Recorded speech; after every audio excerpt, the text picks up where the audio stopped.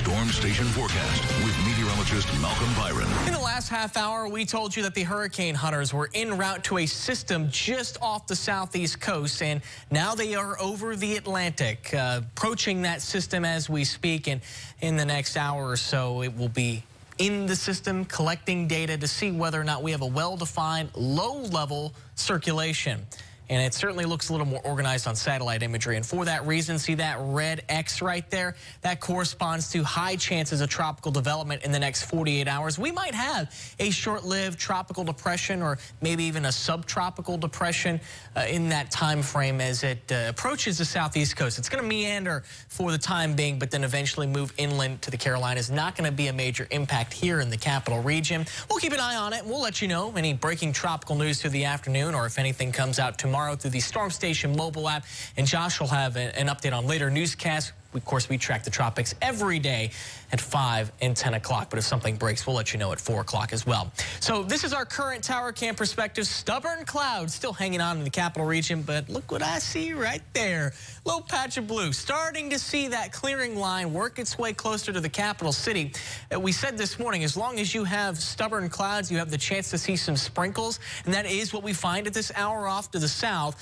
And as this cloud cover works towards the coast, it'll take the sprinkle activity with it. But even where we have sunshine, we're warming things up, and we could pop the lid on the atmosphere once we see daytime warming, and that could produce spotty showers in and of its own right. So yeah, the sprinkle activity is leaving, but we'll see if we can see any stray downpours through the rest of the afternoon. Some of those could linger into the early evening hours, and then those should generally taper off with the loss of daytime warming. Hopefully we can get lucky and not see any nearby downpours for fireworks on the Mississippi, hosted, of course, by the Manship family and WBRZ.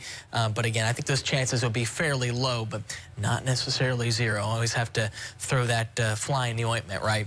Even tomorrow, a 10% rain coverage. I do expect lesser amount of storms tomorrow, and then that rain coverage starts to climb into the weekend of 30% rain coverage on Sunday, Monday, Tuesday. And notice that over the weekend, temperatures climbing. 96 degrees on Saturday. Yeah, that's going to be a warm one. How about 95 degrees on Sunday? Factor in the humidity, and we'll see feels like temperatures in the triple digits, likely next week as well, but under heat advisory criteria. You know, we're used to that kind of heat around here, but I will emphasize, stay plenty hydrated.